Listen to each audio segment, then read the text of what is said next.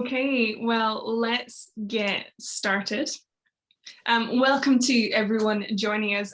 One of the great things about joining online is that we can gather from where we are. I'm in Edinburgh, Merv is currently in Wales, and we have friends and guests and participants who dotted all over the country. So it's great that we can gather together, albeit apart. My name is Ruth Donaldson, and I look after our church relationships across the UK, along with my team based in Northern Ireland and also in London. In this 1-hour webinar, we are exploring religious freedom, the refugee crisis, and the role of the church, how lack of freedom of religion or belief is often the root cause of migration. While this session is aimed primarily at leaders in the church, we've no doubt this will be hugely helpful to you all. This is the third and final in a series of events hosted by the Rt Revd Philip Mountstephen, Bishop of Truro, and of course Mervyn Thomas, founder president of CSW. For this event, we're also delighted to welcome as a guest panellist Dr Krish Kandiah. We'll also have time for Q&A, so please add your questions using the Q&A function, and we'll get to as many as we can later in the event.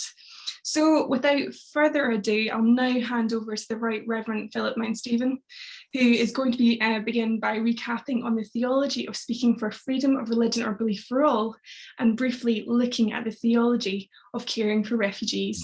Bishop Philip. Thank you, Ruth, very much, and welcome everybody.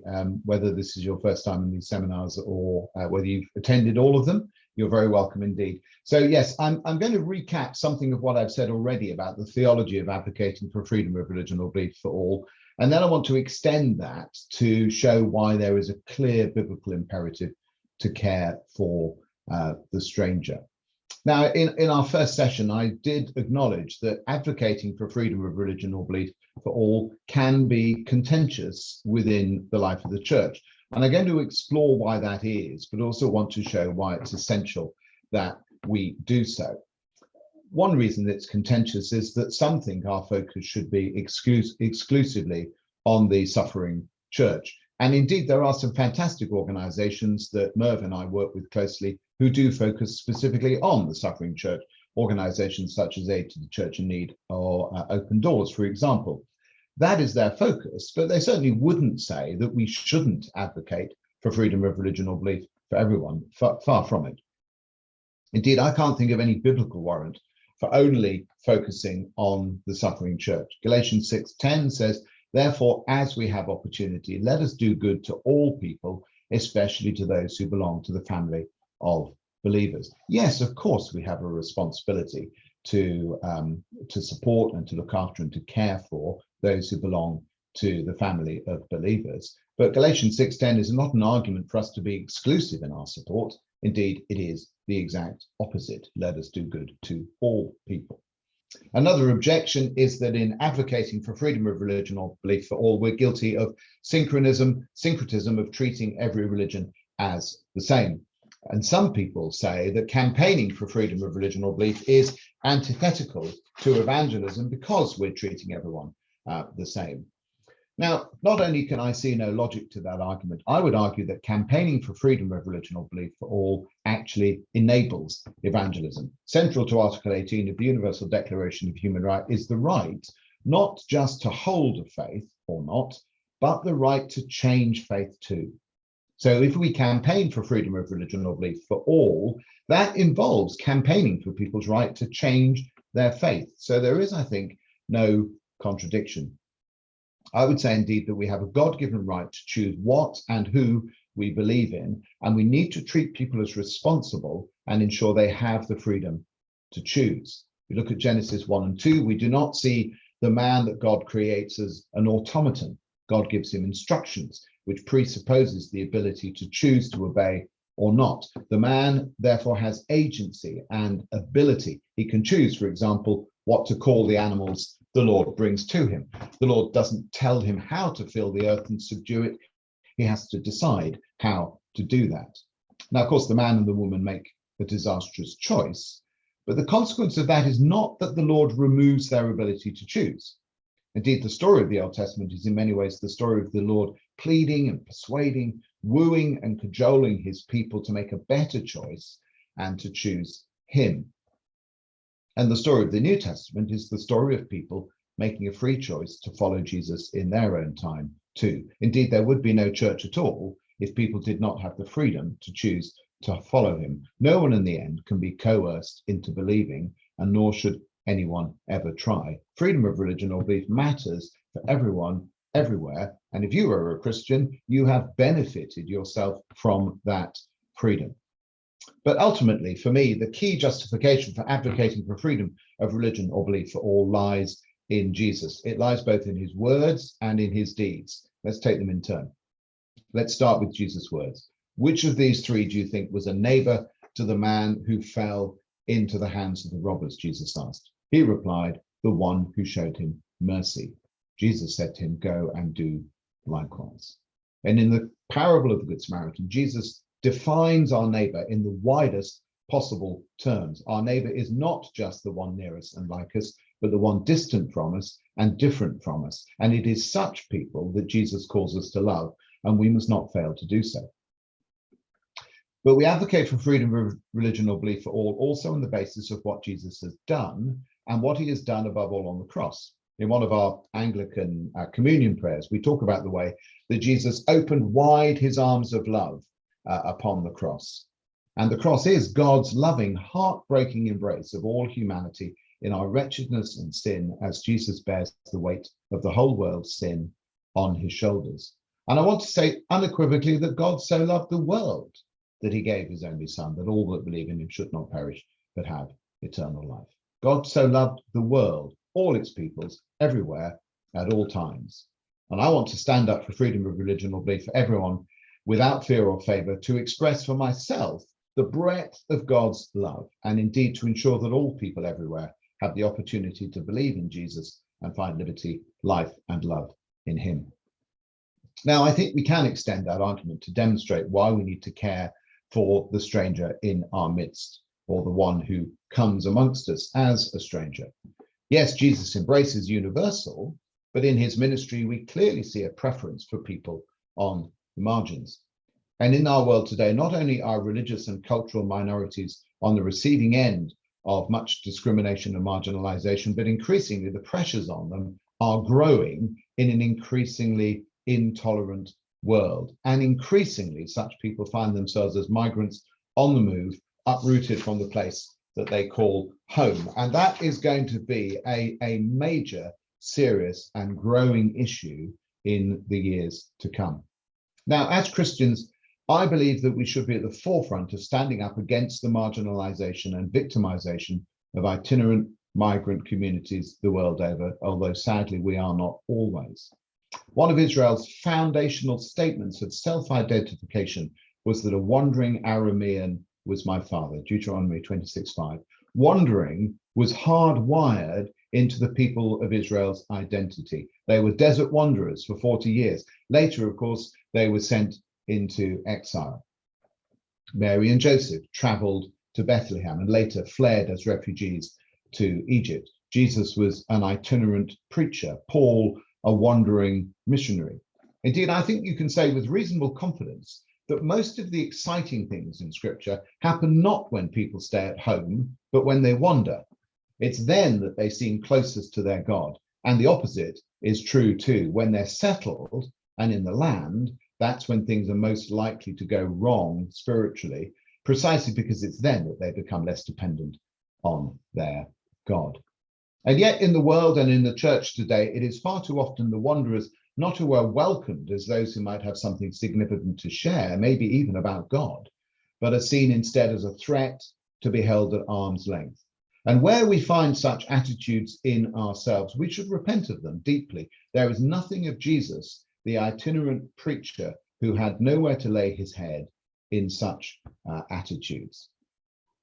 But there is, I believe, a better way. Let me just tell you very briefly about something I saw in Lebanon a few years ago. I was up in North Lebanon, outside the city of Tripoli, in a small village where I was visiting a wonderful couple called Emil and Reem.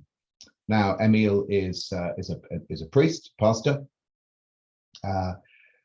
who had been ministering in Tunisia, but for various reasons, he'd come back home to Lebanon. And he and Reem were living in his home village when they became aware of increasing numbers of Bedouin refugee children working in the fields around them, refugees from the conflict in Syria. And Emil and Reem have quite literally turned their home into a school for these children. The teachers in the school are mainly Iraqi Christians who fled first to Syria and then to Lebanon, and are now teaching these also likewise refugee children in this school. And it is truly a wonderful and a beautiful thing that they have done there. When these children arrived, Emil and Reem said they were so traumatized that they would not even look us in the eye.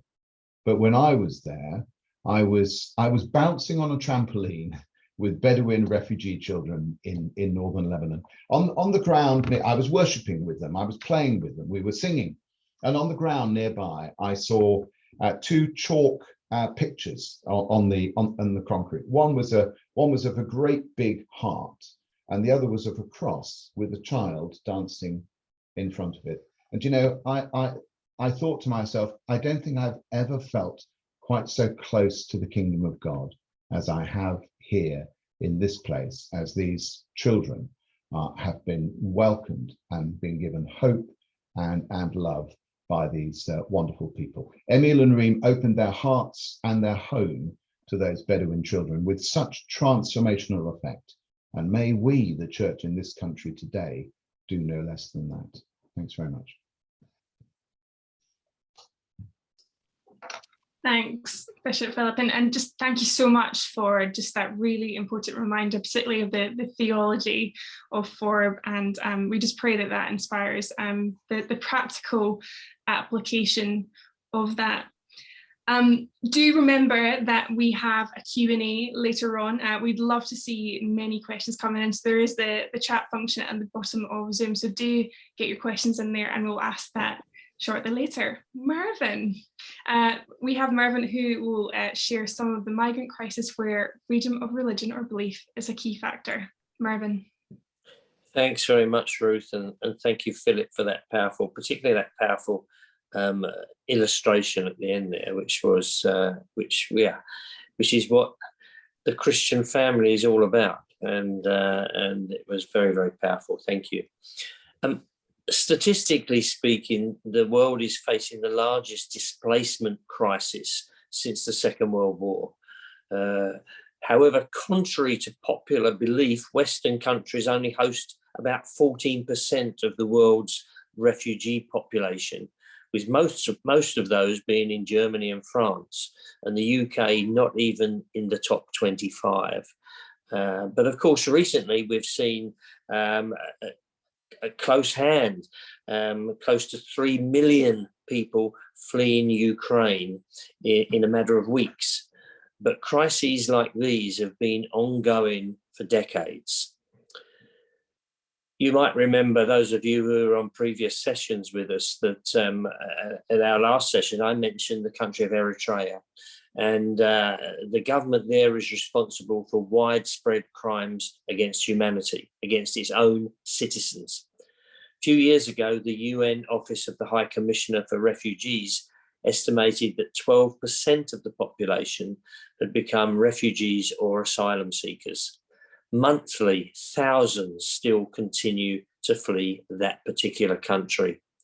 Many of those refugees have fled to neighbouring Ethiopia, and specifically to the Tigray region, where they now face even further suffering as a result of the ongoing civil war there.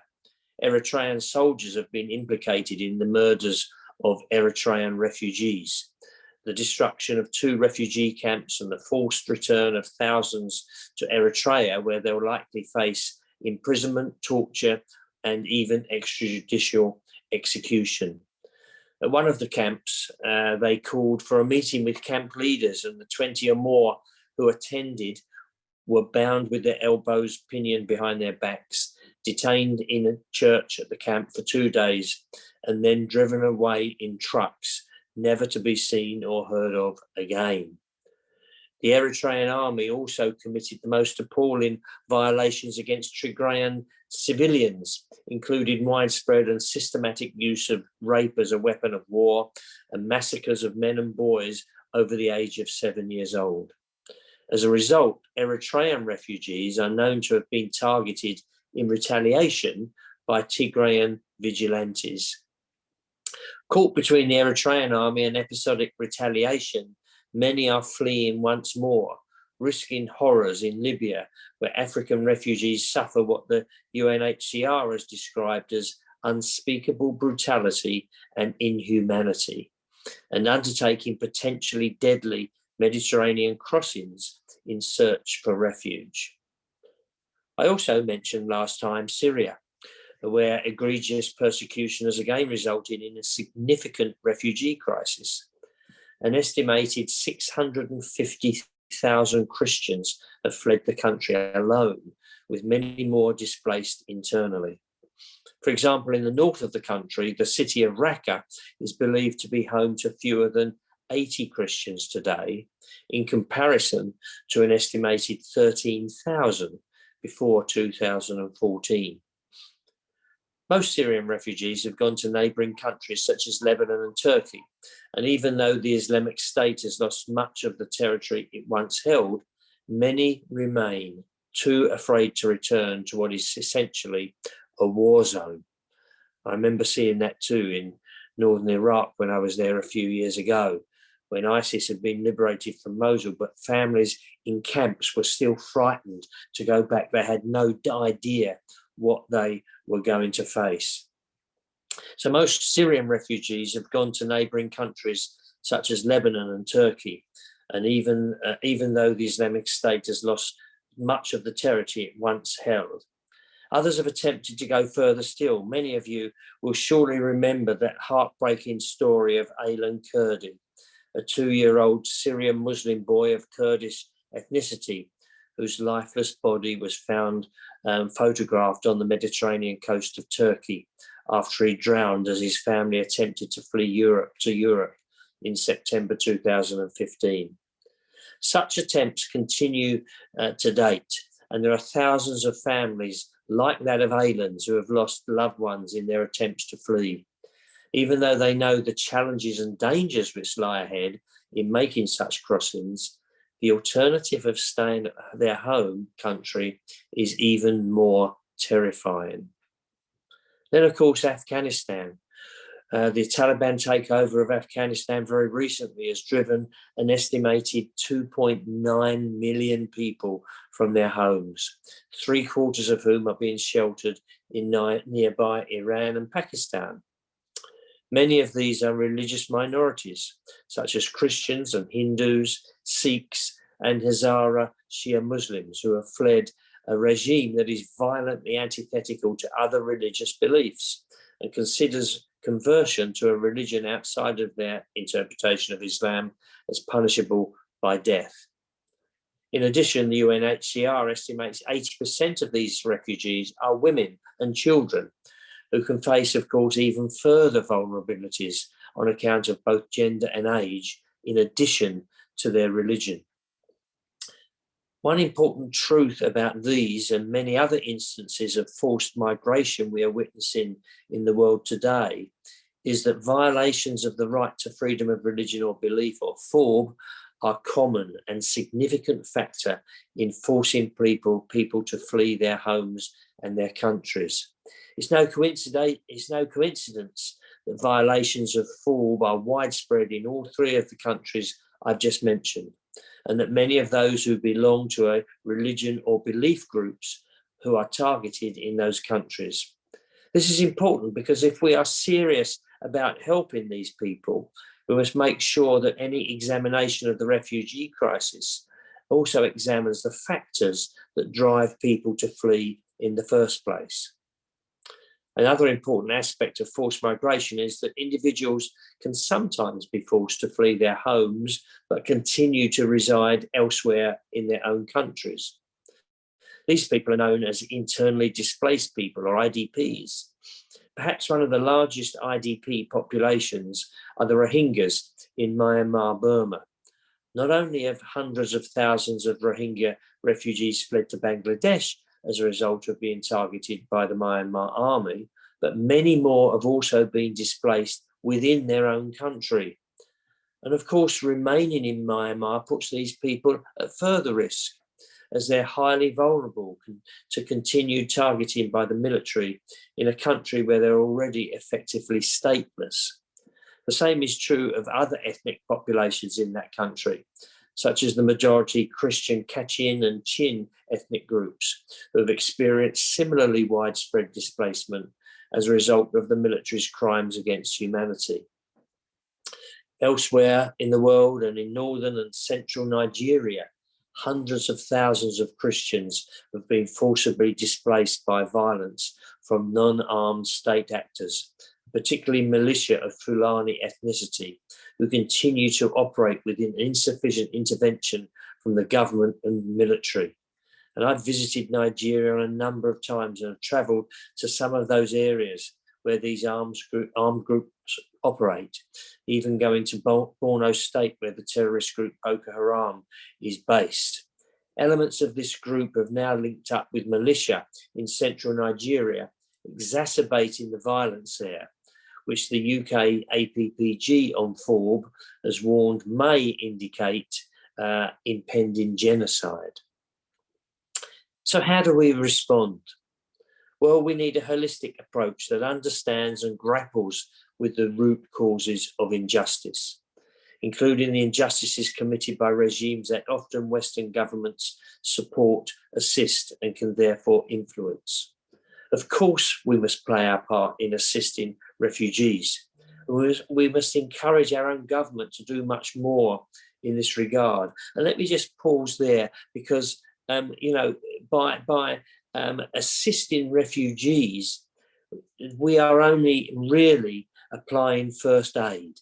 What we really need to do is actually put into place long-term solutions that ensure that people don't need to flee their countries. I often talk about actually the work of CSW in the terms of the fact that if you see people rushing towards the edge of a cliff and falling over the edge, there are two responses to that. One is to get ambulances and pick them up at the bottom and take them to hospitals.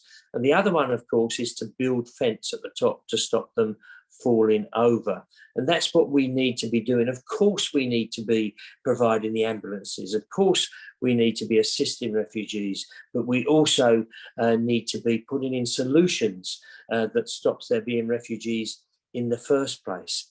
We need to go one step further. We need to help targeted communities in the countries where they live.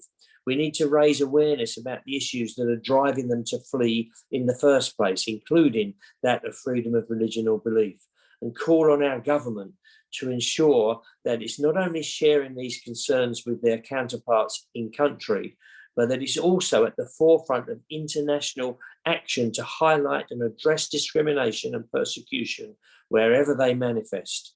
We must be promoting and protecting freedom of religion or belief, ensuring governments fulfill this right for every religious or belief community in their respective countries. In doing this, we can push further towards a world in which everyone is truly free to believe, and where no individual has to leave their home, their town, or their country on account of their religion or belief. Thank you. Thanks, Merv. Please do remember to add your questions where you can ask directly of our guests and be part of the conversation today. You can do this by using the Q&A function, which we'll be going through after our next guest. So please do get those questions in and we'll get through as many as we can. And now for the practical response, we have our next guest.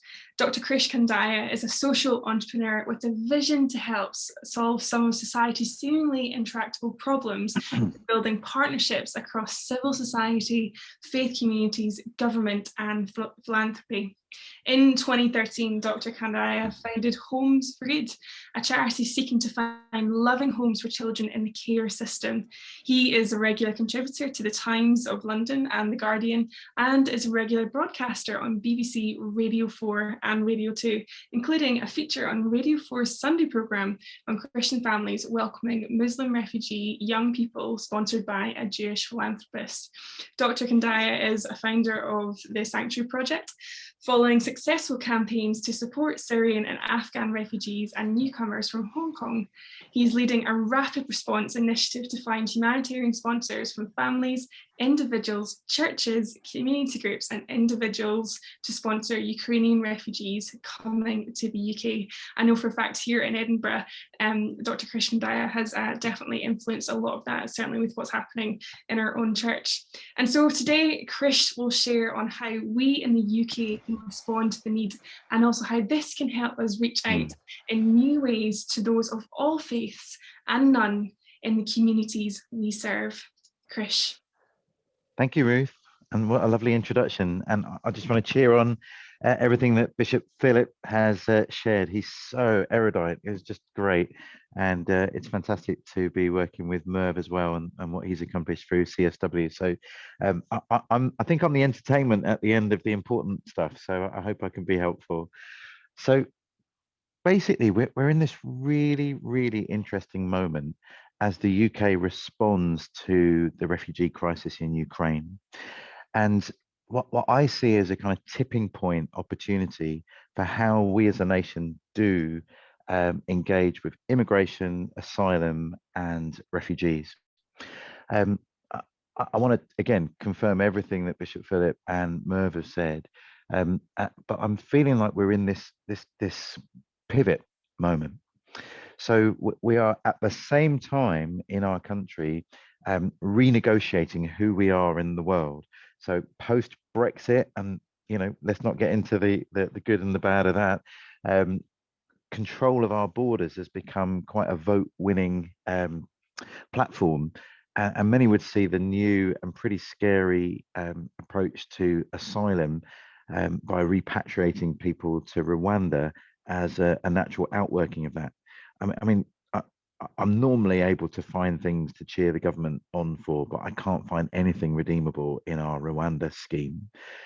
It means that you can't apply for asylum in the UK, and you'll be repatriated to Rwanda, where you can't apply for asylum in the UK from Rwanda. You have to apply for asylum in Rwanda. I love Rwanda. It's an incredible country. It's gone through an incredible journey. It isn't without its problems. I mean, which democracy isn't without its problems right now?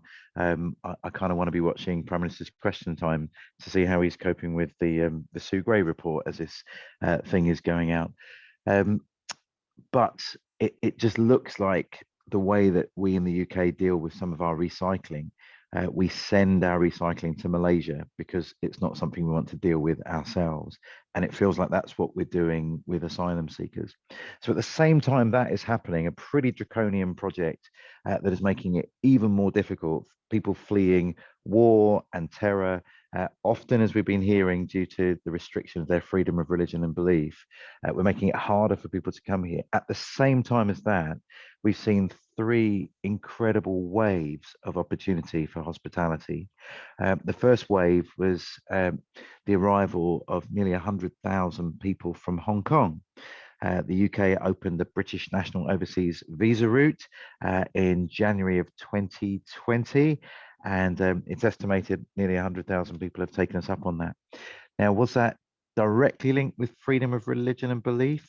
Well, it's interesting because a lot of the people moving to the UK, they don't consider themselves refugees, but they have come because they felt their children's education is under threat, that it isn't a free and ideologically neutral environment that their children are being educated in, and certain beliefs and values have become difficult for teachers to espouse. And you might have seen recently that a cardinal, I think he's 90 years old, a cardinal in Hong Kong, was arrested. So there does seem to be a connection between a kind of restriction from government about the freedom of the press, freedom of the judiciary, and it's not long before that impacts freedom of belief. So the Hong Kong migration has been huge. And I want to tell you, if you're a person from a church today, the church has been doing an amazing job at stepping forward to welcome Hong Kongers. So we set up a scheme called UKHK. It was a collection of different charities that came forward to do that. And we basically said we wanted to be the front of the queue to welcome people from Hong Kong. We're trying to learn lessons from how badly we as a nation and we as a church welcomed the Windrush generation. We made it very difficult as a nation for people from the Caribbean to settle and build their lives here. And sadly, the church was complicit in that. Too many times I've heard stories from friends of mine. Sometimes it's them themselves, and sometimes they're remembering their parents turning up at some of our churches, Baptist churches, Anglican churches, Catholic churches, and come dressed in their Sunday best. They've come to the churches that planted their churches in the Caribbean, and they thought they'd be welcomed, but instead they were told, you're making other worshippers uncomfortable by being here. Wouldn't you be happier worshipping down the street in a church for people like you? And so we ostracize people because of the color of their skin. And I wanted the church to do the opposite with Hong Kong, learning the lessons of our failures. Could we be the front of the queue to welcome? And I want to tell you, churches have been doing that. It's been phenomenal. Ruth's Own Church, P's and G's, on Saturday last week, hosted a friendship festival, welcoming on behalf of the city of Edinburgh Hong Kongers that have arrived in the city. Bouncy castles were set up inside the church, and P's and G's is a beautiful church, so I was scared they'd break things. I didn't hear of any breakages, so that was good. Same with churches across the city of Bristol. They hosted a massive welcome festival just outside College Green, which is just opposite the cathedral and opposite the town hall. And what a wonderful bit of symbolism. The church is the catalyst to bring civil society together to offer welcome. It's been beautiful. If you're in the Reading area, over 1,000 people are booked in for this Saturday's Welcome Festival. And there's one happening in Manchester too. So you can be part of that around the nation. The church offering this welcome. It's beautiful. The second wave is the Afghan refugee wave. So because government could see that the church was doing a good job of welcoming people from Hong Kong, when the government recognized it was going to have a challenge accommodating Afghan refugees that they needed to evacuate from the Taliban, because these guys had been working as our interpreters and our security guards, our mechanics, supporting our mission in Afghanistan. They phoned up me representing the church, and I got a call on a Friday afternoon, and they said, Krish, we've got 3,000 Afghans moving hotel. They'd all been in quarantine hotels. We've got 3,000 Afghans moving hotel tomorrow. And I'm going, seriously, like, you can't even give us 24 hours notice. This is ridiculous. But they said, can you help us? They're going to 30 different hotels around the UK. And they said, Krish, where are you guys? And it was great to be able to say, well, we're working with churches. And churches are everywhere. We're in every single village and every town and every city. And Christians have two great callings in life. They're supposed to love the Lord their God with all their heart, soul, and mind. And they're supposed to love their neighbors as themselves. And Muslim refugees fleeing the Taliban are our neighbors. And so we're delighted to be able to love them. Just tell us where to go and we'll go.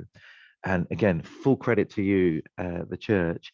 We found pastors in every location that we needed to, so that we were able to step up the support. Not all of it was taken up. That's another issue that we need to pick up on one day. But we were there, ready. And since the crisis began, through very generous donations of individuals buying things off of Amazon wishlist, and supporting one of our partners, Baby Basics, which is a massive network of baby, like baby banks, where brand new clothes and pushchairs and prams and travel cots and have all been kind of made available. We've been able to support, I think it's 3,476 children and their families, and what a wonderful witness to people who are clearly Muslim, that the first people that offered them assistance, that ambulance service that Merv was talking about, the first people that offer you assistance, they're Christians. And we're not shouting about it. We're not saying, look, we're offering you this support if you come to one of our courses, like you only get some new clothes if you come to an Alpha course or if you come to a Christianity course. None of that. This is offered without distinction, with no strings. We offer it because you're our neighbors and we want to show that love and service to you. But people are noticing a difference. One great story, there was a lady that came into the lobby area of a hotel where the Afghan refugees have been kept, and they've been there for nearly 9 months now.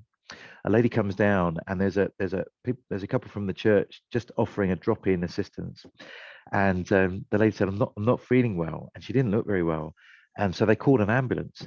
But before an ambulance could get there, this lady went into full-on labor, and so there was two Christian volunteers helping this lady give birth to her child. And at one level, it was awful. Why wasn't the medical support there in the first place, so that we could have seen this as an issue earlier? But at another level, the first people offering welcome to a brand new baby born to a Muslim family were Christians who wanted to say, we're with you. And at this pivotal moment in your life, we're with you and we care for you and we'll do whatever we can. It's just been beautiful to see that happening. Anyway, then the third wave. Okay. And again, remember, this is in a time when we're taking back control, we're building our borders, making it harder for people to claim asylum. 90,000 plus Hong Kongers have arrived and have received welcome. 15,000 Afghans have received welcome and support as best we can. And then the Ukraine crisis. And what we tried to do with Sanctuary Foundation was to set a rapid response up. I must admit that the Home Secretary announced that we'd have an uncapped humanitarian sponsorship program on the 1st of March. And, life is busy and, nothing was really happening for about 2 weeks. And so I thought, what could we do as churches and civil society groups to encourage the government? Please do something. We're here for you. And what we did is we set up a little website and we asked people to pledge to become sponsors before the government scheme existed. And that was a way for priming the pump, letting the government know that we're there.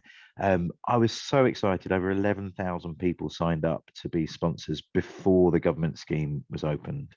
And that meant the government had room to go, let's do this. And we had positive pressure. And when the government opened its scheme, 200,000 people have opened their homes or their communities to welcome refugees. Now, there's been some kickback. Let's talk about that for a minute. They're saying, well, why are Brits so willing to help Ukrainians? And what about Afghans? What about Eritreans? What about South Sudanese? Why Ukrainians? And I understand that, and I'm sympathetic with some of that. But look, some friends of mine are hosting Ukrainian refugees, and two of their close friends who have no children and a big house were very critical and said, oh, it's racist to help Ukrainians. That's why we're helping nobody. I'm going, oh my goodness, that's just such a rubbish argument that they're worried about appearing racist, so they're not going to do anything at all. I think that's ridiculous, and it's a way of opting out of doing anything by finding something to criticize. I'd rather applaud people for what they're willing to do than tell them off for what they're not doing. And my take on this is, look, I remember when I was a teenager watching the Live Aid concert, and Bono's on the stage. I was a huge fan of U2. I still am. And one day we're going to meet and we're going to celebrate my favorite songs with them. And because Bono is on the stage, I am interested now in the Ethiopian famine. And you say, oh, Krish, you're a kind of bandwagon junker. Think of all the famines that have happened before Bono started making a big noise about it. And you go, you're right. I should have cared more. When I was 16 years old, I should have cared more about global famine. I didn't. But Live Aid was my activator. And my life has been different as a result since. That was my wake-up call. I think for many people, they're discovering the refugee crisis that our world is facing. Merv mentioned those numbers about displaced people. It just tipped over for the first time 100 million people this week. Some of those are internally displaced people. Some of those are people that have had to cross the border. 100 million people in our world. Now, the fact that 200,000 people in Britain have woken up is wonderful, and I'd rather cheer them on than tell them off. Third angle, just for your help. My family and I, we've been foster parents for the last 15 years, and that's an outworking of all the things that Bishop Philip was talking about, that we're called to love our neighbours, we're called to offer sanctuary and shelter to people in need. And my family and I, we had children 6, 5 and 4 when we became foster parents. And to be honest, we were a bit nervous about fostering teenagers. If you'd have asked us to foster teenagers, I think we would have said no. We just didn't feel like we were ready. So we started by fostering babies. And you could go, oh, Krish, you know, how could you be so discriminatory? Why aren't you willing to foster teenagers? Or you could have said, Krish, well done for starting with babies. That's a logical first step. And 15 years later, guess what? We are looking after teenagers now. But we needed to have some stepping stones to get there. We just weren't ready for it at the beginning. A lot of people in Britain are doing something really brave. They're opening their homes and welcoming strangers in. I want to say, look, well done. You think you've made a connection with people in Ukraine. It's a disaster that's happening on our doorstep. There's some cultural connection, geographical connection. It's only a 3-hour flight to Kyiv. So, you know, start with Ukraine. Allow your house to be a place of sanctuary and support, and then let's see if we can support you in that you might then be willing to help other people. That's my line. One of the ways we're doing that, and we'd love for you to take part in this, is lots of the people that have come forward have had no experience ever in welcoming vulnerable people into their homes. Before we became a foster parent, we had loads and loads of training on safeguarding, on trauma, on working cross-culturally, on, you know, how do you do inclusion and diversity, all of that really necessary training before we were allowed anywhere near children. But our wonderful hosts that have stepped forward have had almost zero training.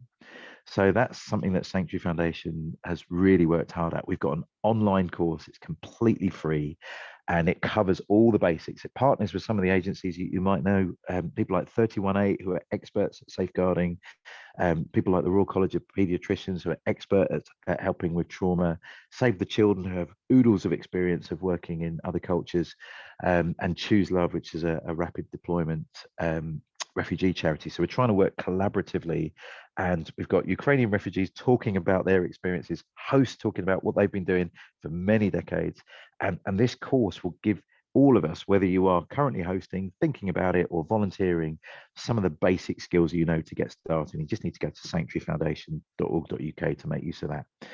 But one story to end, and then I guess we'll go into our Q&A. So my family and I, there's 2 adults and 6 children in our family, and we were going to go and spend some time with a family that had just arrived from Afghanistan. It was 2 adults and 6 children, so we thought this was going to be a good match.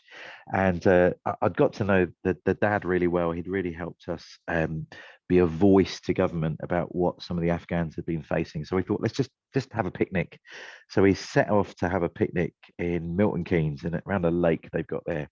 And as we're on the way, I realized that my youngest daughter, who's 9, she has all sorts of speech delay issues. Communication is really tough for her because some of the stuff that happened to her early in her life. And I was like, how is this going to work? Like, my daughter can hardly communicate in English, and this guy's daughter, who's also 9, one of his 6, she doesn't speak any English. She speaks Farsi. So how is this possibly going to work?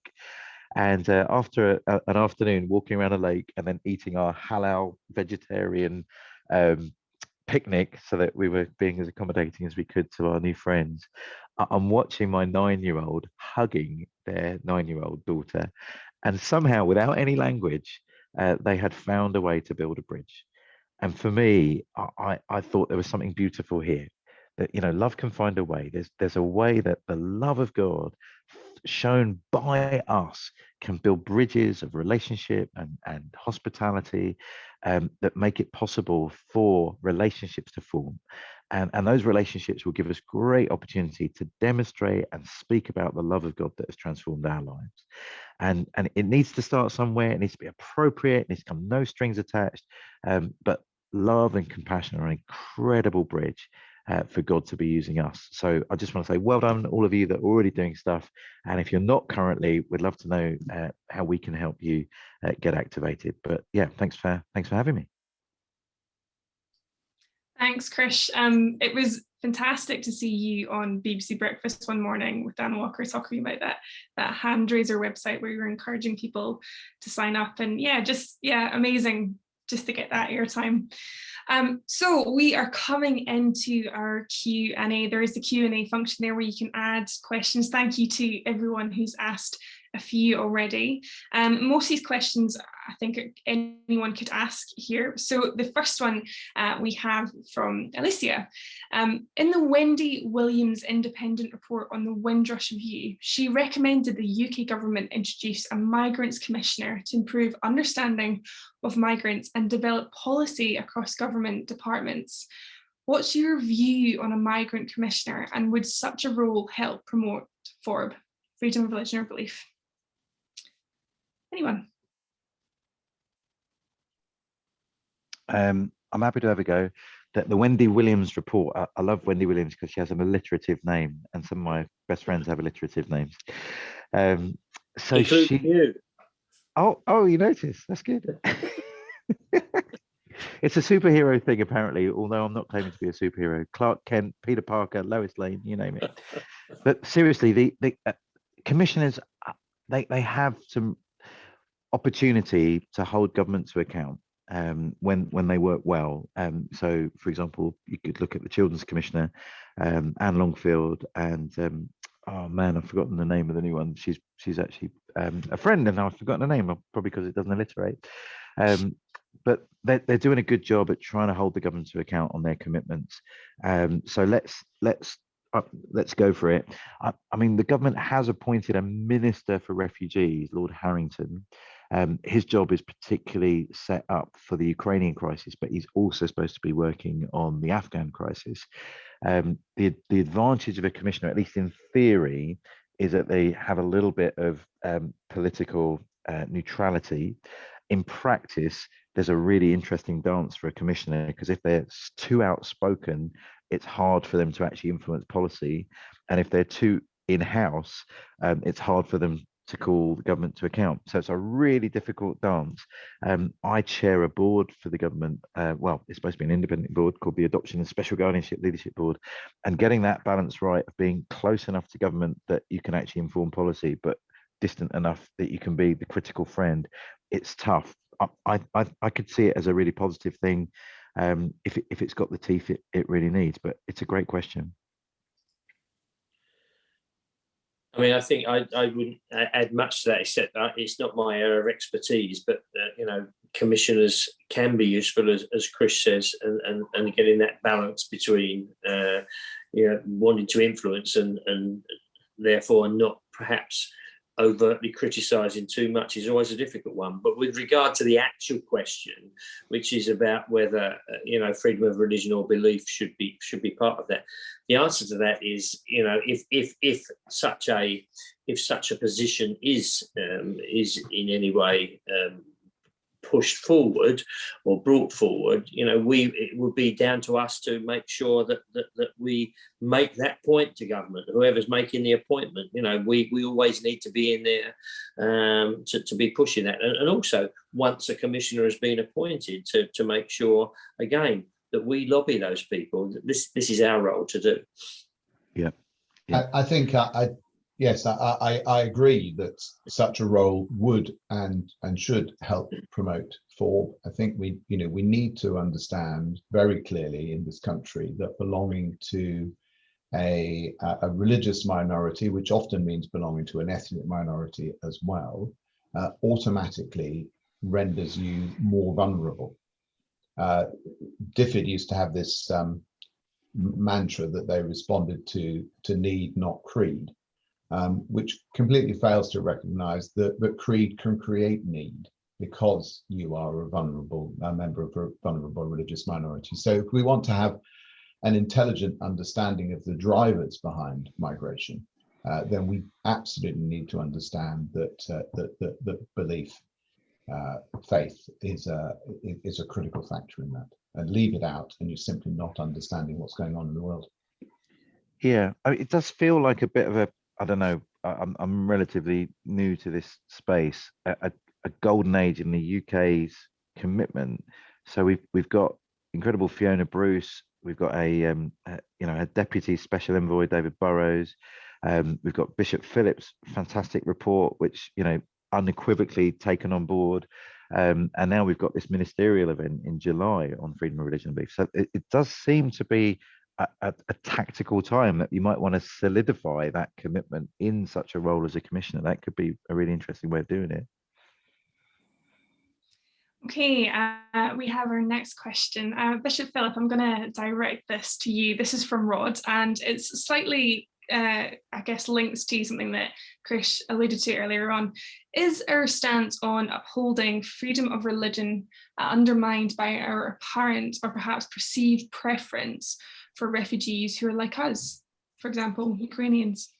Yeah, I think it's a very good question, Ron. I think Krish addressed it very helpfully and very graciously, if I may say so, Krish.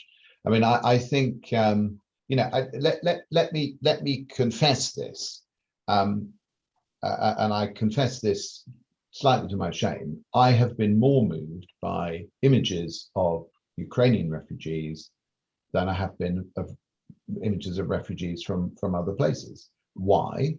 Well, here's a very silly reason: because you see these people traveling, fleeing with their pets, and I have a dog who I love, and that's a very natural human reaction that says I could see myself in that person, and that's a critical driver in the way that we respond to these things. But actually, we do have to try and see these things not from our own perspective, but from God's perspective, and from a perspective of his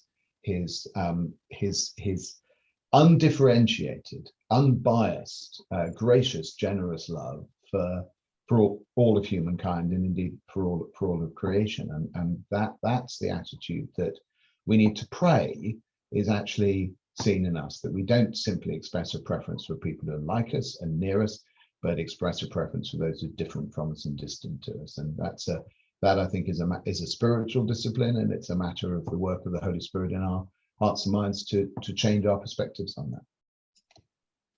Thanks. Mervyn, you are in Parliament often. You're often with Fiona Bruce and many other MPs. Do you have any recommendations for how the UK government can help those fleeing religious persecution? Well, thank you.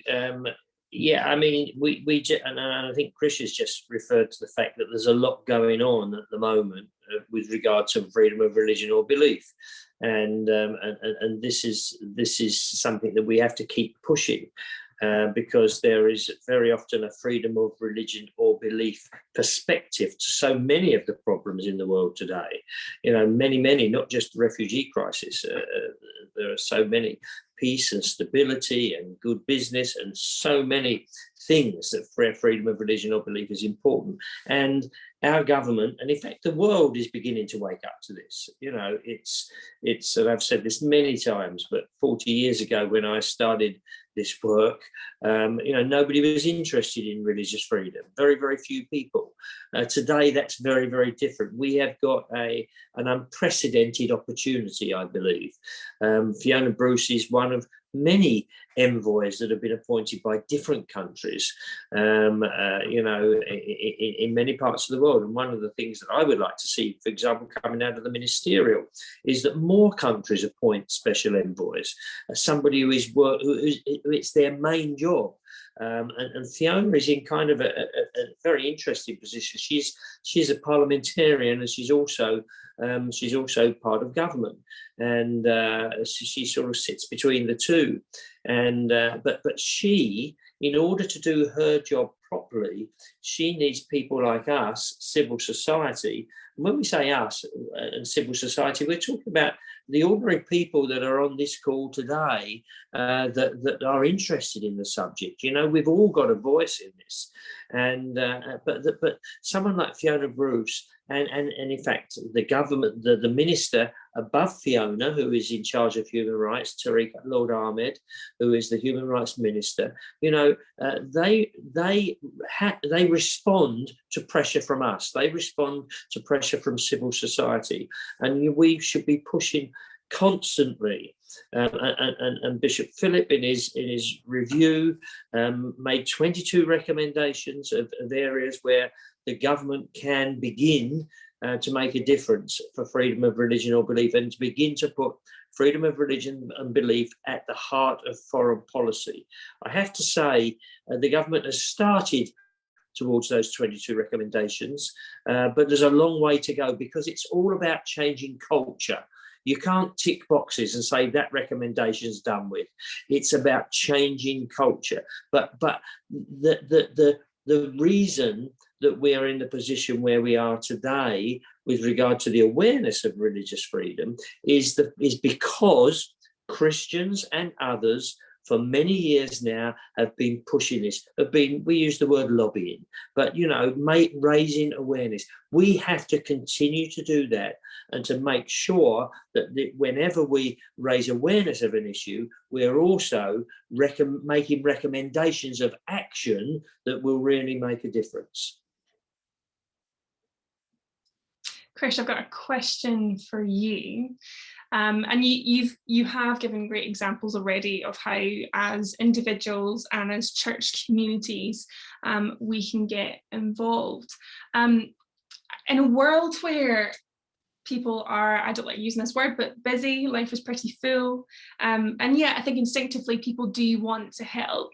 Could you perhaps share what might be a small way of helping, something that's quite sustainable for people to get involved, those who perhaps can't quite accommodate Ukrainians or refugees? And also what might be something significant that is also a collective way that church communities can get involved? Just unmuting. Yeah, it is a busy time, and we've got this cost of living crisis going on where bills are going up, and that for me is why it's so inspirational seeing how many people are willing to step forward, not just for caring for Ukrainian refugees, but there's a massive need for more foster carers. And the busyness thing is an interesting one. I think sometimes we let ourselves off the hook and say, I'm too busy to be able to care for a vulnerable child. And I don't know, I'm really, really frustrated with a book at the moment called The Relentless Elimination of Hurry. I don't know if you've come across that book. It drives me mad. I want to call it The Relentless Elimination of Mission. Jesus was a busy guy, and yet on his day off, what does he do? He makes time to feed 5,000 people because they were hungry. So, Jesus says, I was hungry, I was thirsty, I was a stranger, and you said it was your day off, so I let you off the hook. No, I was hungry and you gave me something to eat. I was a stranger and you welcomed me in. So be careful that we don't let ourselves off the hook too often when Jesus actually calls us to something very radical, following in his footsteps, whatever the cost. But part of that, not everybody can host, not everybody can foster. Let's say that too. I think there are very practical things that you could be doing. Our little church, for example, we've started a drop-in centre, and we made it available on a Tuesday morning that any Ukrainian family, or indeed any refugee family that needs somewhere to hang out and to meet friendly people, that's where you come. This week, 6 new Ukrainian families were there with their hosts, and ordinary folk were just coming alongside. Is there anything I can help you with? Well, actually there is. I've got this form, my English isn't good enough, could you help me? And that's another bridge point, isn't it? So a relationship is being formed through filling in a form. And that lady that hadn't ever worked with refugees before is now working with someone who isn't just a refugee to her. It's a person called Tanya that needed some help, and suddenly a relationship can be built. So could you make yourself available on that kind of basis? If you're so busy that you can't possibly meet anybody, well, money then. Use your money, invest your money or your voice. So money, support charities that are doing this kind of stuff. So at least in your output as a household, you can say we are doing what we can, and that's giving financially. or your voice. We all have a broadcast channel called Twitter or Instagram or Facebook or email, or if you don't do any of those, we'll just stick a poster up outside your window. But use your voice to help the world know that you are a person of hospitality and kindness to people in need, because that changes people's attitudes too. Thanks, Krish. I really appreciate that. And I think it's, I want to encourage everyone here today that no matter the situation that you're in, don't question whether you'll make a difference, even if it's just a tiny little action. You know, we in this country, we talk about how your vote counts. If we all just did one tiny little action, the accumulation of all those actions would make a huge difference. So don't underestimate the power of tiny little actions, and fantastic for those who might have the capacity to do more. That is all for today. I'd love to thank you, all our panelists. Thank you so much for being here, your time, and for sharing your specialisms and your perspectives on that. Thank you also to everyone behind the scenes who are making this go on, and to also everyone who has made it today. There are two other events in this series, and if you haven't seen them, don't worry, you can check them out on our YouTube page. So just type in CSW UK in YouTube and you will find that there. And finally, if you are part of a church, do get onto the CSW website. That's csw.org UK/churches. And that is our one-stop shop for all your church-related needs when it comes to do with anything with CSW. Thank you again to everyone. We hope to engage with you soon. And yeah, see you soon. God bless. Thanks very much.